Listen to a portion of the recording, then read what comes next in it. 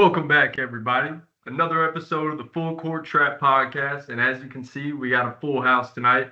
My guys Luke Tackett and Jack Sullivan are back from the dead. Luke, I know you were on vacation, my man. How was it? Pretty good for the most part. Can't complain. A lot of beers, a lot of margaritas, a lot of sunbathing. Had a great time.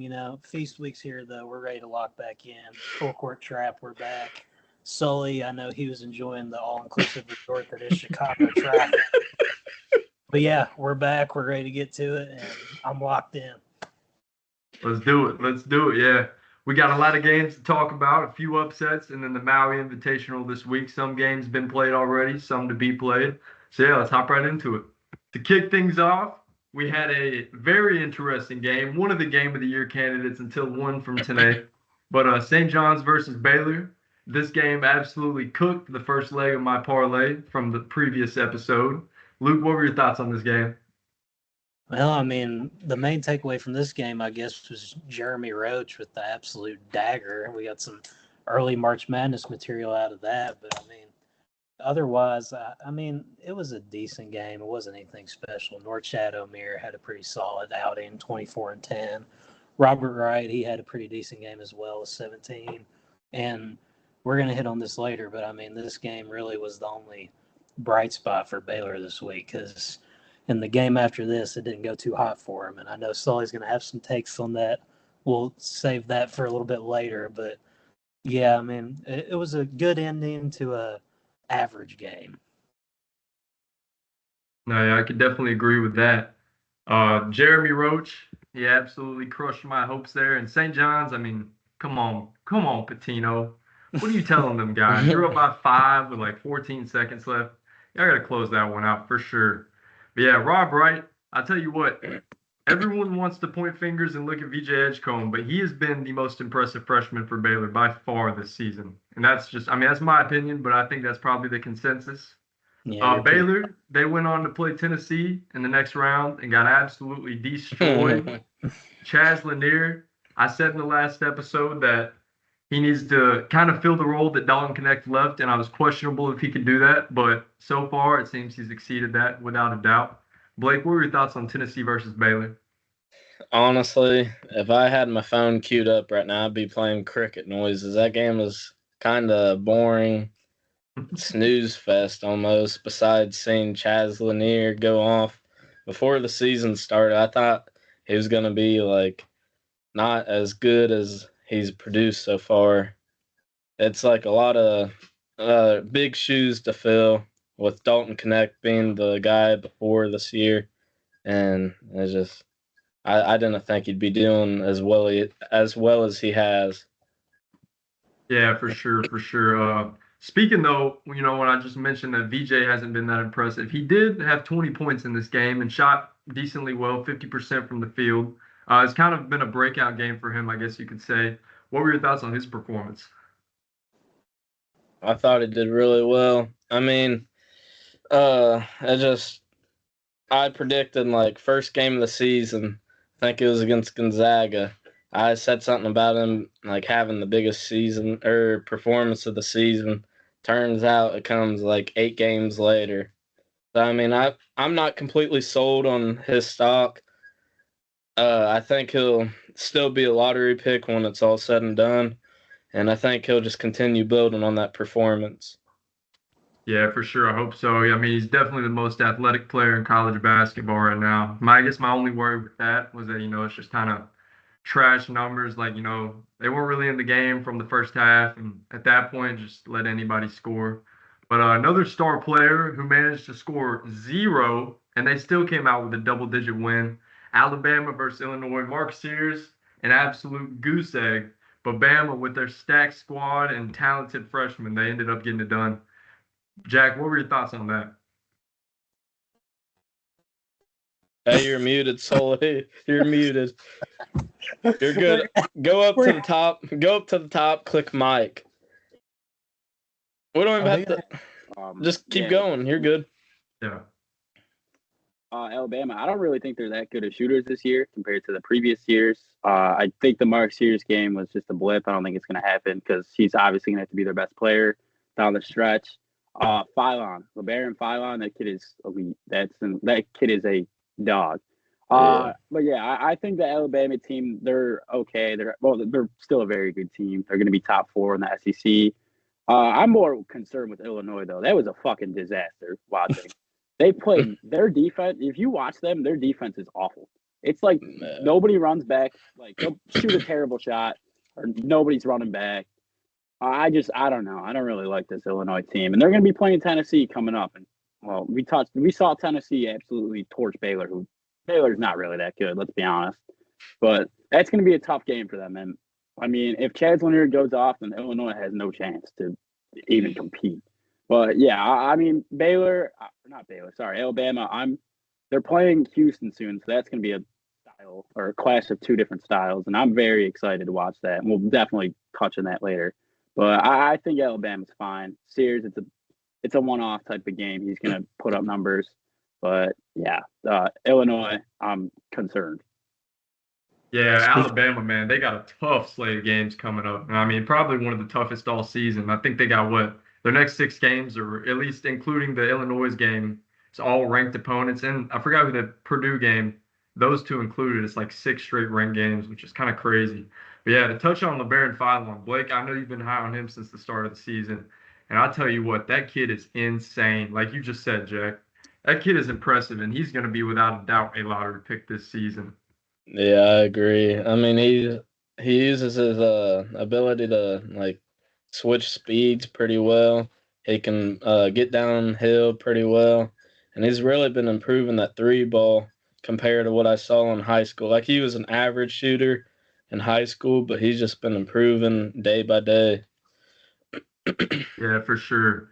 And then yeah, what now may be the game of the year contender, which it seems like every day we pretty much say there's a new one. But LSU versus UCF, this game went to triple overtime, which is absolutely absurd. Luke, what were your thoughts on that game? Yeah, I mean, it's a wild game to start off what's going to be a pretty wild week of matchups we got coming up here. But triple overtime, I didn't get to catch much of it, but I did see that Jalen Reed had a pretty solid outing with 21 and 13, and then you got Cam Carter chipping in 20, a little bit inefficient, 6 for 19 though. But yeah, I'm going to have to go back and catch the highlights of that one later, because by the looks of the box score, it was a pretty classic to start the season. Yeah, without a doubt. I think we five or 6 guys that scored 20 plus, and then Victorious Miller with 16 points off the bench. And just scoring all around without a doubt. Anybody catch that game today? Villanova versus Maryland? I can't say I didn't catch. I did. I know I saw Derek Queen had a good game. Yeah, he and Julie Grease combined for like 40 and like 20 boards. I was like, oh, can't say I'm shocked. It's Villanova. They suck. Yeah. Right, Kyle Neptune, your days are coming, man. Like best of luck. Not your days. Yeah, Derek Queen, his draft stock's going to be interesting. He's not necessarily like his style necessarily isn't good for the NBA, but at the same time, there's guys like him that can find a good role.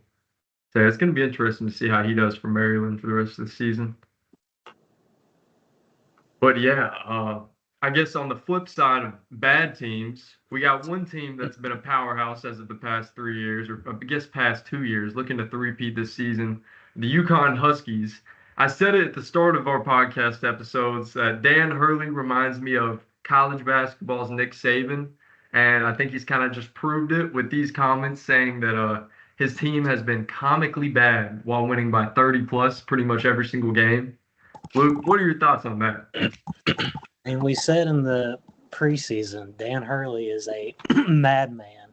And I mean, to be saying that your team is comically bad while you're blowing out mid-majors without a shadow of a doubt, I mean, it's just like the equivalent of what Kirby Smart's doing over at Georgia. He'll coin the term rat poison and find anything to get the best out of his players. Like I remember when they were winning that national championship against TCU, like 60-7. One of their dudes in the post game said, the media said we wouldn't be bowl eligible or something. Like that's the type of shit that Dan Hurley's got him on over there. He's probably convincing them they're the worst team in the world, that everybody's picking against them, and everybody thinks they're NIT bound. And you got to give him credit, because that gritty mentality and attitude that he brings, it has created quite the program there that was kind of in the mud when he got it. So, me personally, I'm scared to see what the rest of the season's going to look like with an angry Dan Hurley.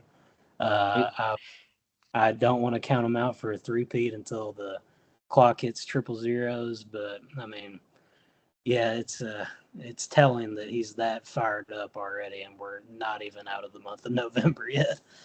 I'm starting to wonder if he has our comments about them being like a Elite Eight type of team hung up in their locker room or something at this point. That's Sully's fault. Sully was going. I got a decent amount to talk about this. If I speak the goons, the Dan Hurley goons are going to get me again. That's why I was stuck in traffic, actually. That's why I couldn't make it to the episode. They just knew. But, yeah, it's kind of funny he's saying that they're playing comically bad. If you look at the teams they're playing, they're all, like, top 330 in KenPom. So they're playing horrible teams. Aiden Mahaney's struggling. Can't say I'm shocked. It's definitely a different style of basketball compared to the wherever conference St. Mary's in, completely blanking right now. The West Coast Conference. The West Coast Conference, yeah. But yeah, I mean, we're gonna talk about. I think Memphis is gonna give them a game, to be honest, and I would not be shocked if Memphis actually upsets them. We'll touch on that later, obviously, but yeah, I'm not shocked he's saying they're comically bad. I mean, if you're struggling against bombs, then I mean, something's not going to go well for you down the line. Yeah, well, I guess it's safe to say Jack hasn't changed his opinions on UConn. But speaking of that UConn-Memphis game, what are y'all's predictions for that? Luke, the floor is yours. we gotta call it time. I just realized something. When we said Baylor, Virginia was an actual game, I think Dan meant the Baylor and Virginia being washed segment. Like we were going to talk about how bad they were. Because that's not an actual game that's happening. I checked up on that when we were talking. Oh, it's not? My God. No, we put that in there. Baylor and Virginia's washed just to like have a mini. Oh, don't worry. We'll cut it. It's all right. Yeah, Yeah, Dan, you don't have to have me shit yawn. seemed like it was a loser's bracket game. Should we run that Virginia segment again then, like with what we actually intended it to be? Yeah, I say we could do it at the end if we want. Yeah, that's fine. Like right before Fade the Trap, we'll be like, all right, let's talk about two before we get to like our bets. Let's talk about these two programs who are having a blast right now or something. Yeah, we're talking just about how nobody should be betting on these two programs. Getting their ass kicked. We're just gonna have to cut it at the part where Dan said like we've got a matchup between Baylor and Virginia coming up because that in fact did not happen. Yeah, it's just right after. Blake, you're gonna have a lot of editing to do, by the way. That's all right. Our first time back as a group in a while. We'll be all right. All right. Starting the Maui portion. Run it back. All right. 3, 2, 1. We got a big game coming up as Jack seems to think Memphis versus UConn in the Maui Invitational. Jack, do you really think Memphis is going to upset UConn? No, I actually do not think they're going to win. They're not going to pull off the win, I should say. Though, I think PJ Haggerty's going to put up 40, and it's going to be our first, like, Maui, like, special performance. Remember Anthony Edwards against Michigan State, like, in 2019? Yeah. Could see something similar, obviously not to that extent because Anthony Edwards is a superstar in the NBA. PJ Haggerty is not. But I could see PJ Haggerty put up 40, and I think Memphis keeps this close the entire game. I'll give me UConn though in the end to pull away with like a 4 or 5 point win. Okay, fair. I guess the biggest game of the Maui tournament, as so far at least, is Auburn versus Iowa State. Number 4 and number 5 playing each other. Both teams got a bunch of stars. Auburn right now is looking to have the best defense in the nation. Who y'all think is going to win that one? Blake, you? I think Auburn's going to end up coming away with the win in that one. Both teams have shown to be very tough in the past couple seasons. I think Auburn's just on a different level right now on the defensive side. Johnny Broom's been putting up crazy numbers lately. I think he just had 31 points, 17 boards or something crazy in his last game. And then Tahad Pettiford. This is another guy we haven't really touched on a ton. I think that guy, yeah, he's He's really good. I think those two combined will end up pushing the Tigers past the Cyclones. I loved watching Pettiford against Houston. He kind of had a little bit of a breakout game there when they got that one done a couple of weeks ago. Yeah. This is a tough overall call for me because I actually have Iowa State going to the Final Four in my preseason predictions. I really like the squad they've got there last year that's got a solid core that has tournament experience, but Auburn is on a heater right now, and my thing has always been you ride the team that's playing the hottest at any given time, and I think Auburn's that right now. Tahad Pettiford, Johnny Broom. I mean, I just don't think that Iowa State will have enough to take them out right now, and I think it'll be a close game, something maybe like a we'll say 80 to 75 type of game, and I think Auburn gets it done in the end, and I think that as of right now, you could make an argument that they're playing better basketball than Alabama is, and they might be the best team in the SEC right now. Give me Iowa State. Give me the Cyclones. I think Iowa State is going to be a rock fight type of game. I don't think it'll touch 80 points. I don't even think it'll touch 70. I don't think it'll touch 60. It's going to be like a 50, like a very low scoring game. I think this is a potential battle between the top two teams in the country. I think whoever wins could cement themselves as the number one team. Iowa State hasn't really played anybody yet. This is their first test. We've already seen Auburn play Houston, but something in me tells me that TD Altenberger, he's gonna take this one in the Maui. Yeah, this is going to be a really good game. I can't wait to watch it. Me personally, I don't know. I'm a big fan of Milan Momcilovic. I'm not really sure how to say his last name. Momcilovic. Momcilovic. Mm-hmm. Okay, well, yeah, he's a baller for Ohio State. He's a guy that I thought could have went to the draft last year as a freshman. But honestly, I think I might have to take Auburn in this one. Like y'all said, Tahad Pettiford, man, when I watched his highlights against Houston, it reminded me of a Hoop mixtape back in high school. I mean, the kid went absolutely crazy. He can ball. He can flat out ball. And Auburn, as we said, they got the best defense in the country. So I think as long as the offensive game flows and their shots are hitting from beyond the arc, I'd take Auburn in this one for sure. I think another underrated element to all this is that Auburn is battle tested with that matchup that they had against Houston already. I mean, they've gone at one of the top teams in the country. They came out on the winning end of a close game like that. And I think that experience this early in the season is probably going to end up taking them over the top of a team like Iowa State that they do have the talent and all the pieces are there to be one of the best teams in the country. But, I mean, they've played absolutely no one so far. And I think that experience in big games, especially this early in the year, can push you over the top of some teams. So I think that's definitely going to help out Auburn a lot. Yeah, for sure. I think if Auburn wins this game, then honestly, I may have to switch up my Final Four predictions and throw them in there because that will be an impressive win without a doubt. And honestly, I mean, the veteran experience they got with Johnny Broom and then just the great coaching from Bruce Pearl, they really scare me a lot. But UNC versus Dayton, that's another game in the Maui Invitational coming up. UNC, they have been playing a few kind of close games. I was watching that late one against Hawaii the other night, and Hawaii hung around in there for a while. Dayton, they're an undefeated squad that's not ranked, but do y'all think they would have what it takes to pull off the upset? No. No, huh? I don't see it happening. Jack, you do? No, I'm kidding. I'm still gonna take UNC, but I do think Dayton can make this a little testy for UNC. I think it could be a battle early on, like similar to Memphis UConn. How I think that's gonna go. I could also see this going the exact same way for Dayton UNC. They got quality guards. Nate Santos, I respect you. I bet on you one time and you went off. You are up there. You're one of my favorite players just because of that. But yeah, I think this Dayton team can definitely keep up with UNC, at least early on, but we'll see. The guard play for UNC should probably push them over Dayton at the end, though.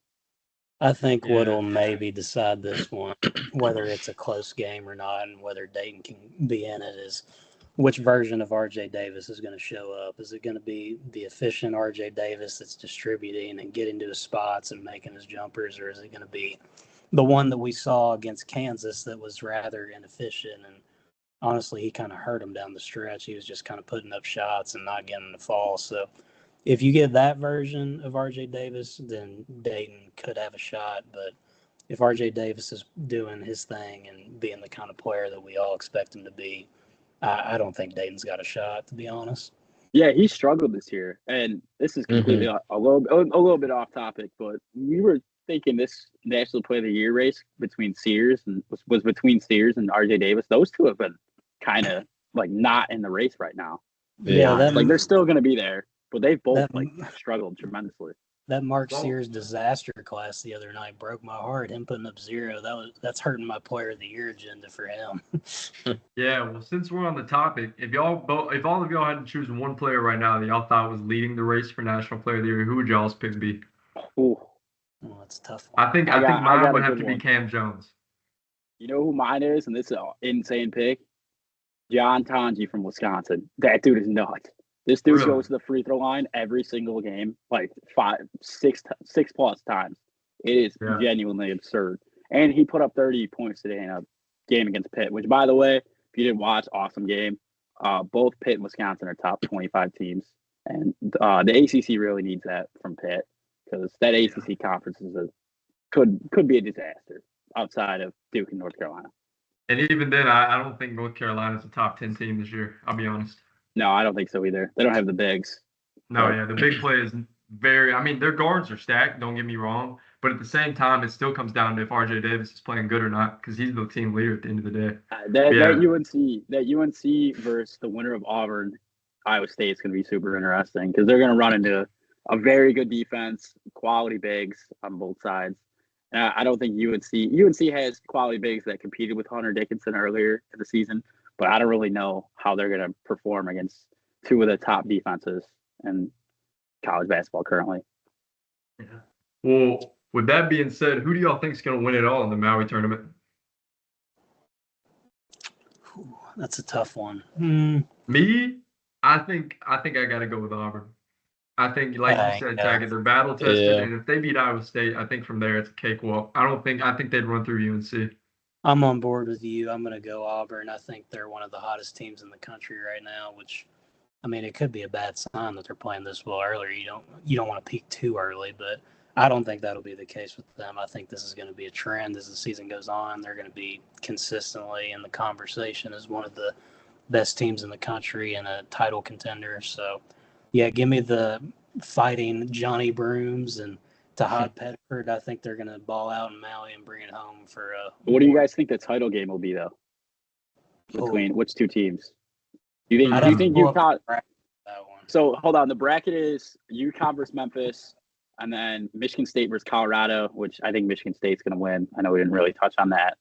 And then it's Iowa State versus Auburn, as we talked about, and then the Dayton versus North Carolina game. So then the winner of Memphis, UConn, will play the winner of Michigan State, Colorado. So we're guessing UConn. I'm correct. That's so UConn and Auburn can meet up in the championship. Yes. Yeah. Or that's going to be pay-per-view.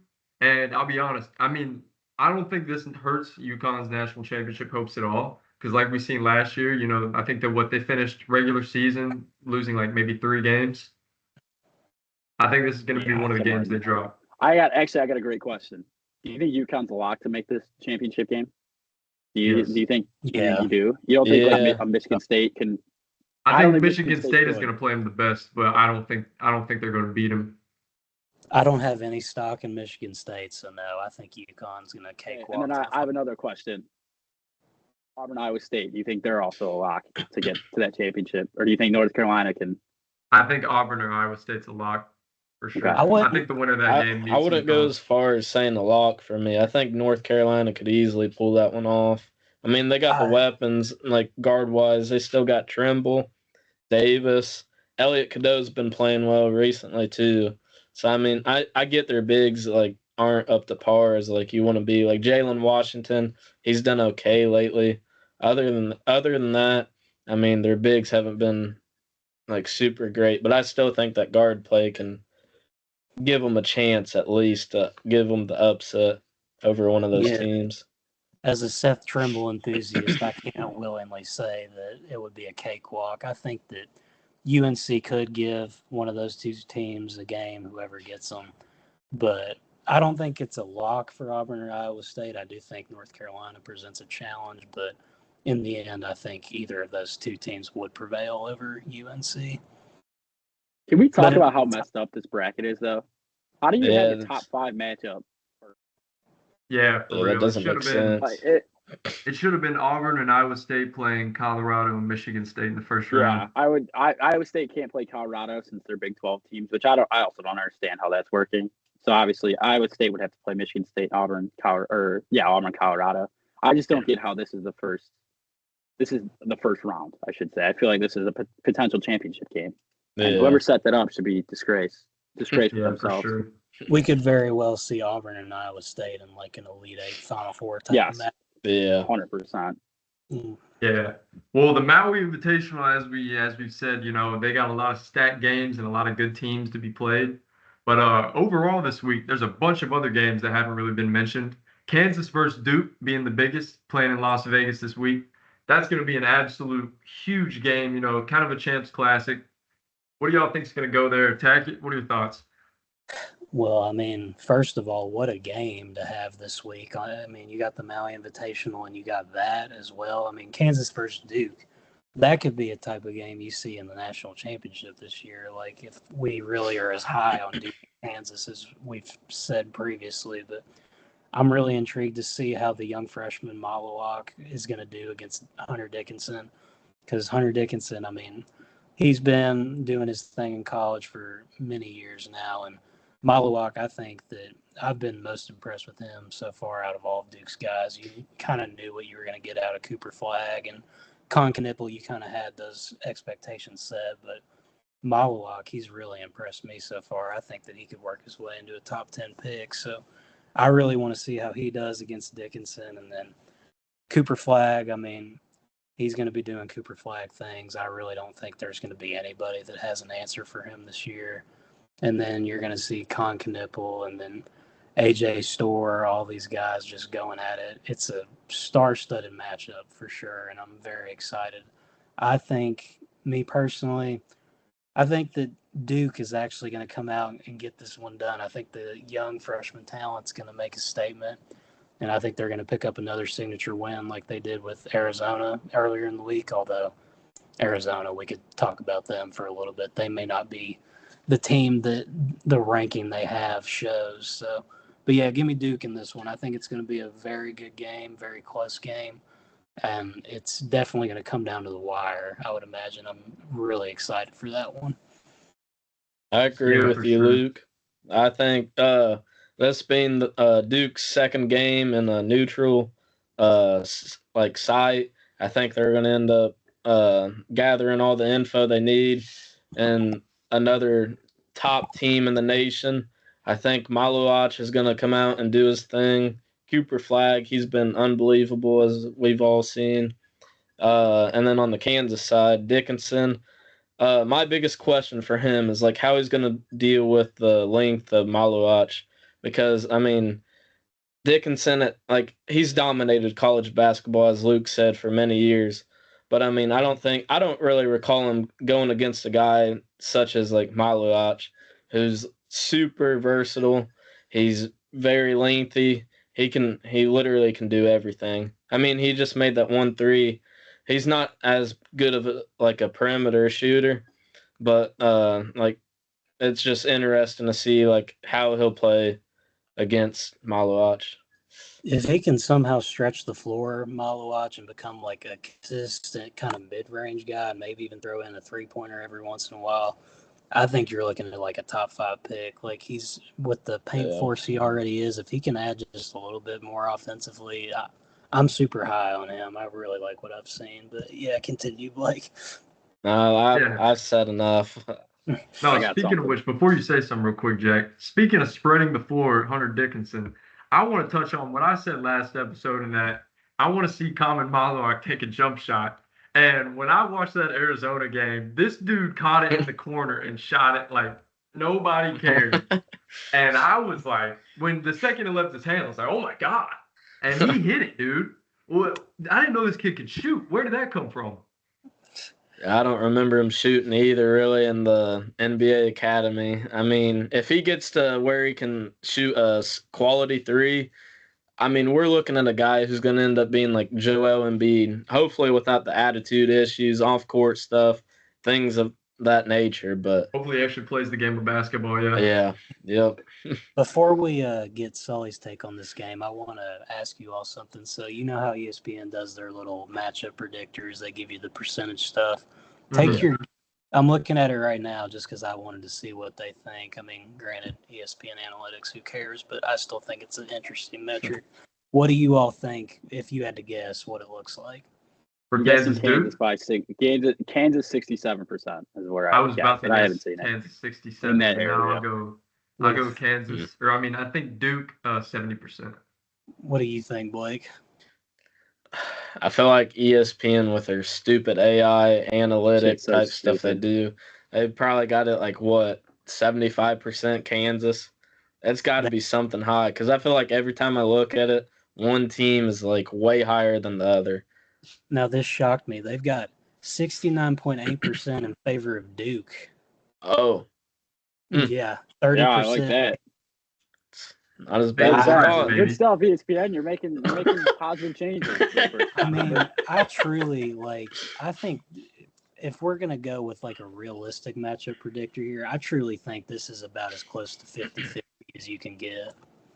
Yeah. Sully's a Kansas Sully's hater, got, okay, you know what? Hey, Sully, let him have the floor. Sully has the floor. They've been raising the hand for I don't think this is anywhere near a 50-50 type of game. I'm going to be honest, Duke by 15 plus. I don't like this Kansas team. I think Hamid Mawawatz is going to Hamid Mawawatz is going to put the clamps down on Hunter Dickinson. He's never seen a guy at 7'2". He's never seen a 7'2" guy with this athleticism, this type of wingspan that he has, and the shot blocking ability. I mean, besides Zach Edey, who nowhere near Hamid Mawawatz in terms of athleticism. Yeah. I think Cooper Flag, I think he's going to kill KJ Adams. I'll just put that out there. KJ Adams is going to be a brick out there. Like my big thing that I'm looking for, hopefully Shire goes to Sion James, I believe his name is. Yeah. Don't know if I'm saying his first name correct. Caleb Foster sucked these first 5 games. At times he's just unplayable. In that Kentucky game, he was unplayable. I think you move to a backcourt of Sion James, Tyrese Proctor, and Con Knippel. And I think that's a potential top 1 team in the country. Right now, the top 5. I think Kansas is barely top 12, I'd say. And I just think this Duke team is just gonna rail Kansas from the opening. So you're taking I like that take plus. on Sion James starting. That's not a bad take at all. They can use some physicality in the backcourt. That dude is really good. Like he's always trying to just yam the ball every single time. I love that. That's a fun. That one dunk he had against Kentucky is just kind of like dang, dude. He kind of jumped up there. He's a grown man. Grown man. I think I agree with you, Jack. I think Duke's gonna run through him, and honestly, just up and down the whole starting 5. I think it's great matchups. I think Hamid Mawawatz versus Hunter Dickinson is gonna be the best. And I agree. I think Hamid Mawawatz is going to lock him down. Like you said, Hunter hasn't seen anybody like that before. And then DeJuan Harris, Tyrese Proctor, that's going to be a great matchup. And then is AJ Storr starting finally? No, he's still coming off. I don't think so. Really. Well, I think when he gets in the game, don't be surprised if he's the one guarding Cooper Flag. And I think they'll have Floyd Badunga on Hamid Mawawatz, which is going to be a good matchup. But yeah, I think AJ Storr would actually be a better defender on Cooper Flag than KJ Adams will be. I was looking at Kansas's last game against UNCW, and Storr. They struggled. Yeah, it's Storr. He came off the bench. He actually ended up having more minutes than Rylan Griffin, who started over him. But I think that this Duke and Kansas matchup, Cooper, he's going to get what he wants, and then I think what's really going to decide it is kind of that backcourt matchup of like Tyrese Proctor and then DeJuan Harris, and then you're going to have Con Knippel and Rylan Griffin and AJ Storr going at him. I think that's where you're going to see that matchup won and losses with the guard play, and then I think Zeke Mayo is also an X factor. Sorry, I think Zeke Mayo has to have a good game for Kansas to win, in my opinion. Yeah, he can't have that game against Michigan State against UNCW game. He shot like 0 for 4 from 3, but. Yeah, I mean, there's going to be box I can't speak right now. Whatever. Block-busting matchups all across the board, and I'm really excited to see it. Yeah, well, Houston, Alabama, that's another kind of blockbuster. Alabama, they dropped one to Purdue, and at times you're kind of questioning that, especially with some close wins against some mid-majors. But they did end up beating Illinois by double digits, which Illinois, they may not be a ranked team. Granted, they were at the time, and of course they won't be once the new AP poll comes out. But me personally, I don't know. I think Houston might take this one. I think they finally, they got some experience under their belt this season playing Auburn. And Alabama, they still have some questions, even though they filled all the kind of voids they had in the offseason. I don't know. I think Houston might take this one. Jack, what do you think? Yeah, I'm on Houston too, and it kind of upsets me to say that because I did say they're our most overrated team coming in, but this is a clash of different styles, and I think Houston's they're just gonna will Alabama or will themselves to victory over Alabama. I mean, they're gonna grind and make it a grinder, and Alabama doesn't want to play that type of game. They want to get up and down the court as quick as possible. I'm not sure their pace this year. I'm guessing it's in the higher tier of college basketball right now. But yeah, I don't think Alabama really wants to play this game with you. Play the game Houston wants to play, which is make it a slow paced game, low scoring defense. And I think this is going to benefit Houston. Now, if Alabama comes out swinging in 3 early, and I could get a little bad for Houston because I don't really know outside of LJ Cryer if they have the guys to match Alabama this year. But I'm still going to take Houston. I think Houston just makes this a tough game for Alabama. You guys want to play the ESPN analytics game again? I've got it pulled up if you want to. I'm guessing Houston 56. All right. What say you, Dave? Bama 55. What do you think? Bama 60 in that range. All right, this is another one that's going to shock the majority here. We've got Houston, according to ESPN's outstanding analytics, 72%, Alabama 28%. What? Interesting. That's closer to 50-50 than the. Yeah, that's kind of surprising. Wow. Who do y'all think is the better coach, Nate Oates or Kelvin Sampson? Nate Oates. That's a tough question. That's actually a really tough question. I don't know. I think Kelvin Sampson might be the better one. Sampson's awesome. Sampson is an awesome coach, and he wins games for him. Though my big question is, I think his style really impacts the ceiling in a negative way. I don't think there's going to be times where, I don't think this style can win you a championship. It's gotten him to a Final Four during the COVID tournament. Now, albeit they didn't really play the greatest teams going into that Final Four. But I still think Kelvin Sampson can win you a Big 12 championship, like I believe he did this past season.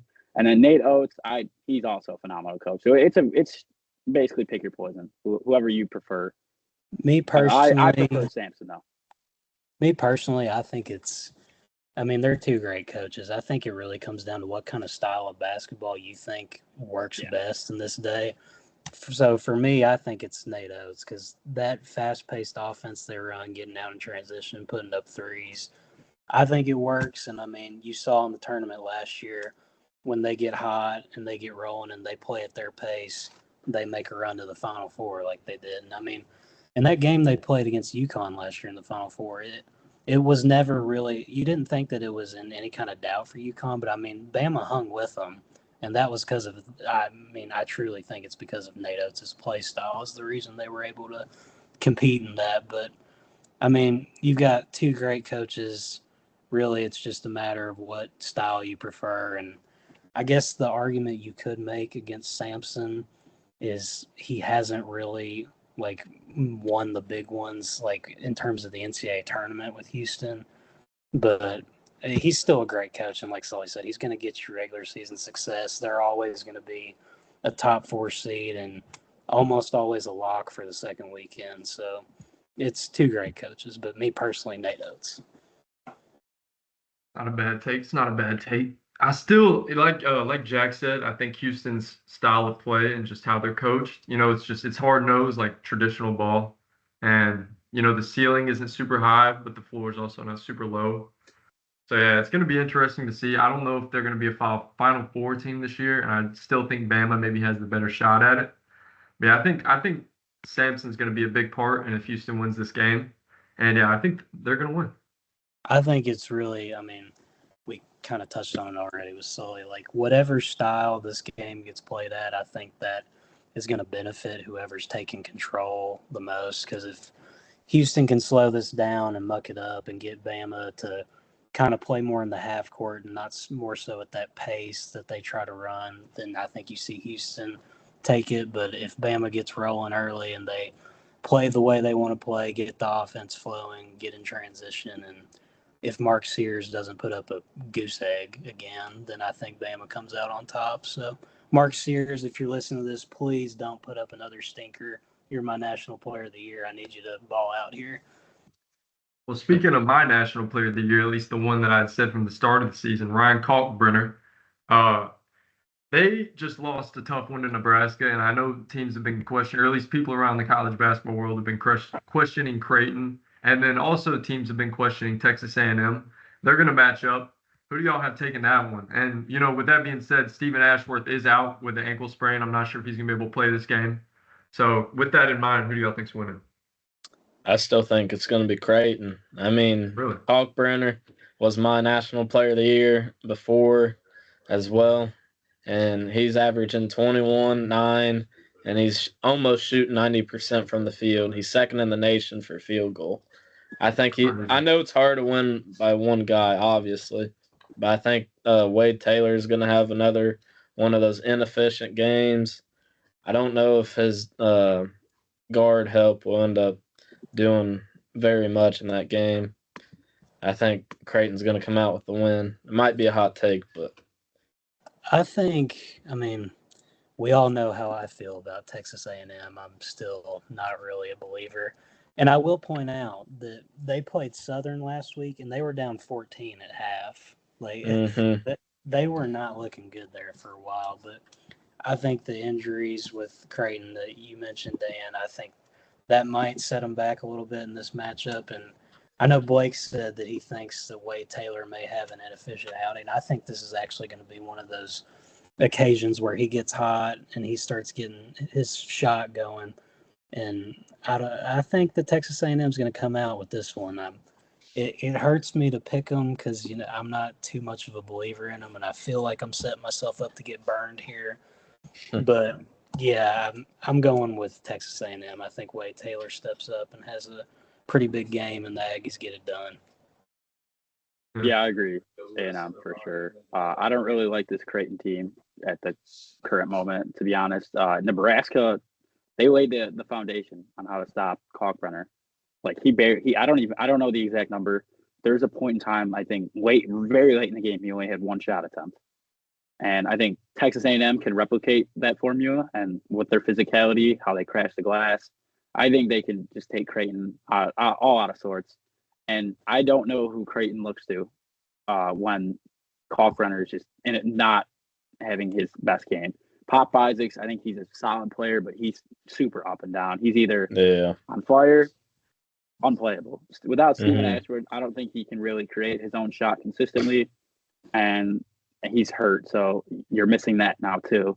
I don't really know where Creighton goes if Kalkbrenner's down, though, and I think this could be a big concern moving forward, depending on how long Ashworth is out.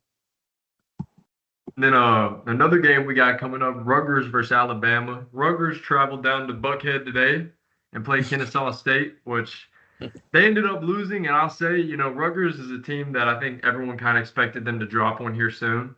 And, it just finally happened. Being led by 2-star freshmen can only take you so far. Who do y'all think's winning that one? And, I'm guessing y'all are going to pick Alabama. So the better question would be, how much do you think Alabama's going to win by? Double digits. I got Bama by like 15 to 20. I mean, Ace Bailey today, he showed his inconsistency of sorts. He shot like 6 of 17 from the field. He had a big turnover in like crunch time, I believe. And I mean, he shot 4 of 10 from 3. I mean, 40%. But I mean, he can't really create separation. That's like his biggest issue right now, I feel like. And if you're just relying on Dylan Harper, right, like it's hard to – those two guys are freshmen. it's really hard for those two guys to push a team against like Alabama, let's say, because they're going to be playing them. I don't think that team has enough depth to beat Alabama. I mean, they're bigs. They're nothing special. Cliff Omoruyi will probably end up abusing that center play for them. I got Alabama by 15-20. I think that Cliff Omoruyi and Grant Nelson, like Blake said, they're going to feast in the paint. I think the experience of Mark Sears is going to show up big in this one. And quite frankly, I don't see this game being close. Give me Bama by 25. The Tide's going to roll. Yeah, I agree with everything. Bama by double digits, probably 15, like Blake said. I don't really think Rutgers is capable to compete with Alabama at the current moment. So yeah, Bama by double digits. Yeah, I think I have to agree with y'all. Thanksgiving Day, we actually got two pretty good games. Florida versus Wake Forest, and then Arkansas versus Illinois. Florida, ranked team. They got a lot of talented guys, Walter Clayton, Will Richard. And then unfortunately, they're redshirting. They're 7'9", demon freshmen. Just absolutely crazy height. But then Arkansas versus Illinois, I think that's going to be the game that most people are looking forward to. Arkansas, they've looked shaky this year, without a doubt. Cal's new squad has been questionable. And then Illinois as well. I mean, they're a fringe top 25 team, maybe just outside of that margin. Who do y'all have taking that one?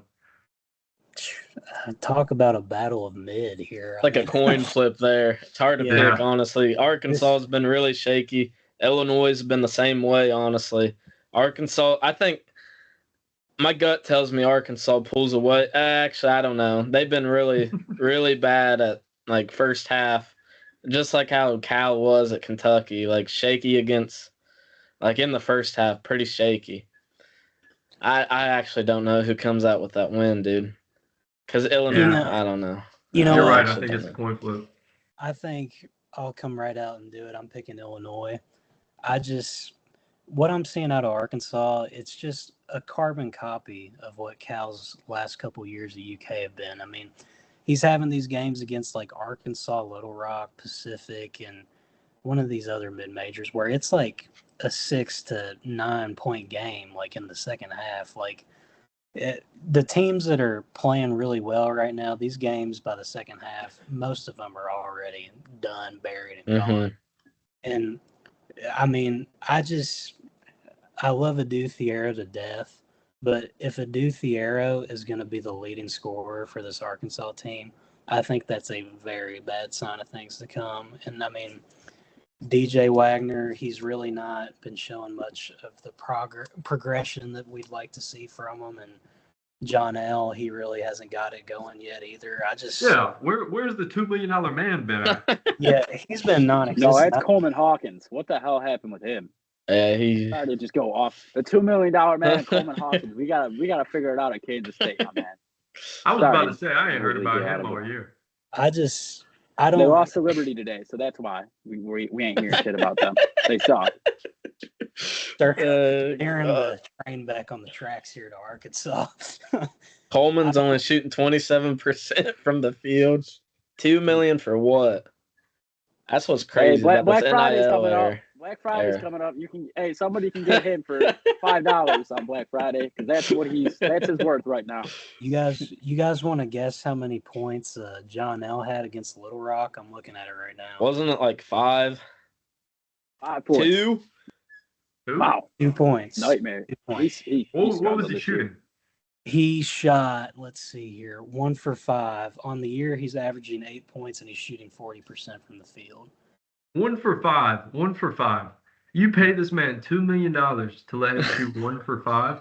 I don't even care he shot 20%. Like, dude, take more shots. Like what? What was his name for the Cavs? I'm going blank right now. Dude. Dion Waiters. Dion Waiters. Yeah. What are the famous words of Dion Waiters? I'd rather go 1 for 30 than 1 for 9, because 1 for 9 means you stop shooting. Stop shooting. Yeah, I don't know. This Arkansas team, it's not looking good right now. I don't think that a recipe for success is leaning on Adu Thiero and Boogie Flan. And until we see a little bit more out of some of the other pieces, I just can't willingly pick them. So I'm going with Illinois. I mean, I won't be surprised if Arkansas wins just because of the talent that Cal has there. That's going to win you some games regardless of who's firing on all cylinders or not. But Arkansas, I mean, I saw a Twitter account, Arkansas fan account earlier this week after the Little Rock game. Hogball Burner, you all may have heard of him. He said there may not be a March for this Razorbacks team if they keep playing the way they're playing.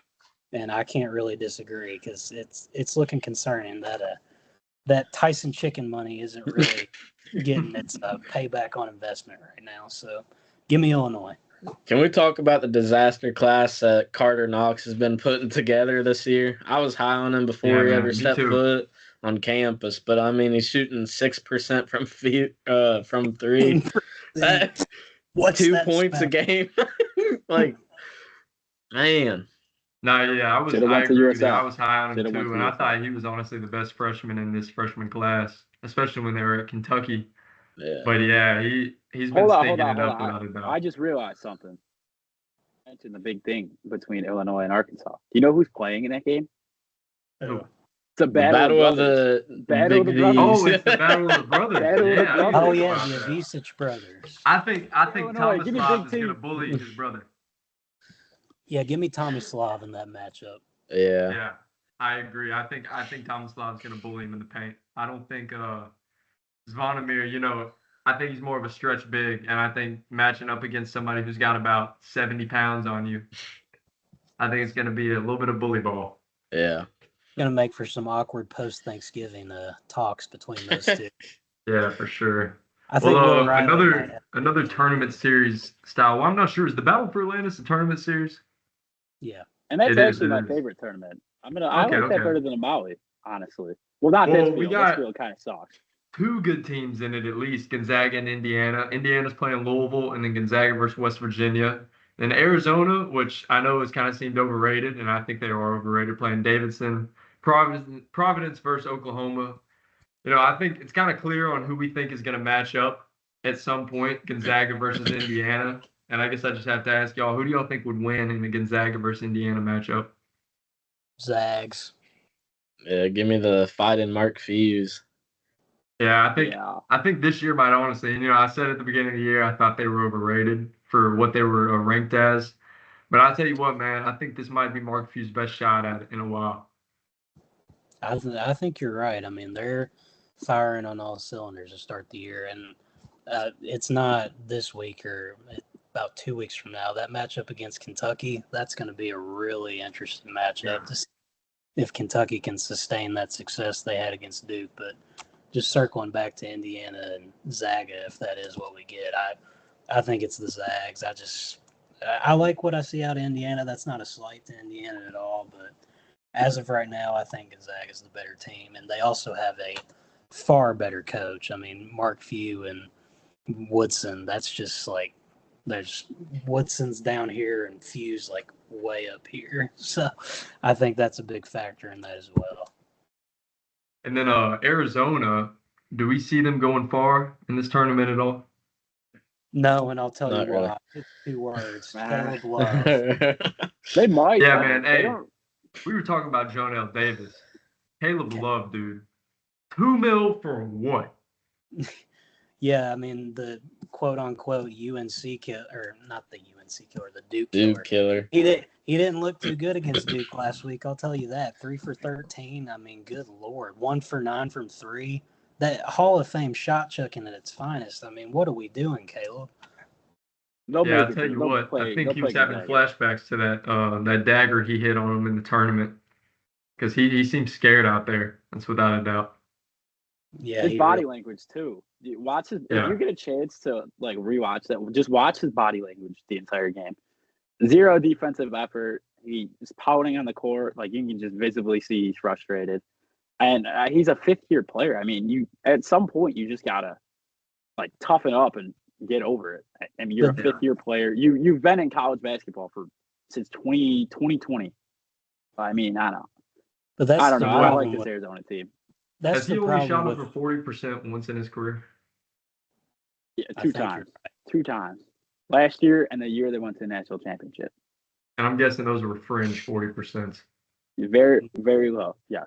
Yeah.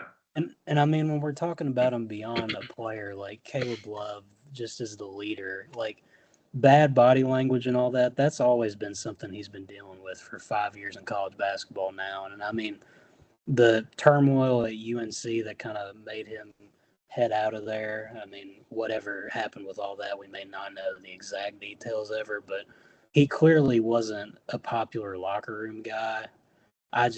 When you're leaning on Caleb Love to not only be a performer, but also like your mature veteran leader, that's just like that you're cooking up a recipe for disaster there.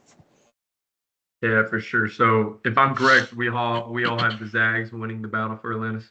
Yeah. Yes. I think so. But hold on, I got a question. So you guys really think Arizona isn't going to play Gonzaga in the championship? Oh, they are. Yeah, Okay. they will. Because I don't. They got a cakewalk. Honestly, I don't mean, think yeah, they have a Providence. decent chance. I don't think Providence or Oklahoma can beat Arizona. Jeremiah Fears. Actually, I lied. I forgot about Fears. He's he'll- going to end up being a lottery pick potentially. I don't know yeah, about he's right now, but he's been on the killer. He's a younger brother too, and he's already better than Jeremy Fears at MSU. Just because of a favorable path, I think yes, Arizona does. Oh wait, actually, hold on. Providence can make it. You know who's coming back for Providence? Is Hopkins coming back? He's making his return. Oh, really? Hmm. Then yeah, I honestly I don't think Arizona's gonna make it all the way, and especially if Caleb Love stays in this slump that he's been in for the past 5 years, which. If it's been going for this long, I don't see him breaking out of it for the best. But yeah, I think Arizona isn't going to make it all the way. I think all the dog and Caleb Love just completely left him after that shot he had against Duke. Like that was the one shining moment of his career, and after that, I mean, you got to be honest. That's a sick one shining moment. Yeah. You ended Coach K's. Yeah, he sent as Coach the biggest K. rival. Yeah, I mean, UNC could claim bragging rights forever over Duke, but that's a whole different topic. Well, I guess we got some bold predictions there with Arizona. But now for our second segment, or I guess our segment for the second time, the Fade the Trap Pick'ems, this time brought to you by Jack Sullivan. He's got a couple bold predictions on here. Jack, you want to share those with us? Feast Week edition, Jack. Yeah, I wouldn't say really bold. I really like Memphis. They're plus 8.5 against UConn. UConn hasn't played a team with a pulse yet. This is the time for Memphis to give them a little welcome back to reality. And I've already said my bad things about Dan Hurley, so there's a possibility while in Maui he sends someone to my house to make sure they win by 9. We'll see though. Give me Memphis 8.5. Next up, Clemson -2 against San Francisco. So Clemson has the height advantage. I think Clemson's also okay, maybe not the best, but just give me Clemson. Sorry, San Francisco, you lost to Memphis. Next up, Central Michigan +13 against Minnesota. Minnesota sucks. They're not good. Central Michigan actually gave Marquette a game a week or two ago. I think Central Michigan can keep this close. Now, my big, technically an underdog. I don't really think it's an underdog. Iowa State money line against Auburn. I think we touched on this earlier in the show. Iowa State, just give me the money line. And then finally, for the 5th pick, Xavier -6.5 against South Carolina at the Fort Myers tip-off. I think South Carolina sucks. I don't really think they're good. I think Xavier can be really good, though. Zach Fremantle's back, and they have a guard I completely slipping my mind right now. But I think Xavier can win by double digits. And honestly, I would look at trying to bump it to the alternate line to see if you can get it at plus money. So yeah, my 5 picks, just to recap: Memphis +8.5, Clemson -2, Central Michigan +13, Iowa State money line, Xavier -6.5. And what's the odds on that? The odds. So on DraftKings, it says suspended. I don't know what happened. I guess they've already banned me from betting, which is a genuine possibility because I suck at sports betting. But yeah, I'm guessing it'll be like plus like 3,000 or something if you parlay it, or you can just straight bet it and watch it go 0 for 5. But it is. I always Fade the Trap. I agree with all those picks except for the Memphis and the Iowa State one. I want Auburn money line, and then I think UConn covers. Just Penny Hardaway's got something cooking, and usually he never does. I think he's gonna cook something up against UConn. And then Iowa State, I'm in on the Cyclones. So give me the Cyclones plus money. Well, with that being said, I want to end off this episode by having a little memorial for two teams that have won a national championship in recent memory, but their programs seem to be in the dirt now. That would be the Virginia Cavaliers and the Baylor Bears. It just sucks to see. We talked about Scott Drew and him getting kind of complacent, and it seems that has rang true. I know Kentucky fans before this season started, a lot of them wanted Scott Drew and were even calling in, places he was eating at, telling him to come to Kentucky. But it seems as if it's for the best that he didn't come there. What are y'all's thoughts on Baylor? And I mean, Virginia doesn't need much talking about, but Baylor in particular, what do y'all think about them? Yeah, Scott, I mean, I really thought that you would have been the guy at UK, but thanks for staying over there, man. I hope things turn around. But Shout out that Mexican restaurant that saved the Kentucky fan base potentially. Yeah, for real. Yeah.